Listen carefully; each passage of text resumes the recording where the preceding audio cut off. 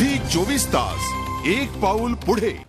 काँग्रेसचे नेते दिग्विजय सिंग यांच्या विरोधात देशद्रोहाचा गुन्हा दाखल करण्याची मागणी शिवसेनेने केली आहे। त्यांना संसदेवरच्या हल्ल्याप्रकरणी आरोपी असलेल्या अफजल गुरुसोबत तुरुंगात टाका असा हल्लाही शिवसेनेचे खासदार संजय राऊत यांनी चढवलाय। प्रसंगी काँग्रेस नेतृत्वाकडून हाफिज सईदलाही अध्यक्ष म्हणून घोषित केलं जाईल असा टोलाही त्यांनी लगावला।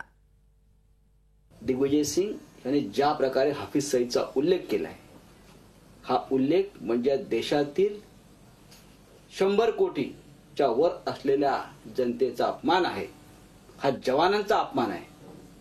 कारण हाफिज सईदच्या चिथावणीमुळे 2 जवानांची हत्या झाली आणि एकाचं मुंडकं कापून हाफिज सईदचे अतिरेकी घेऊन गेले।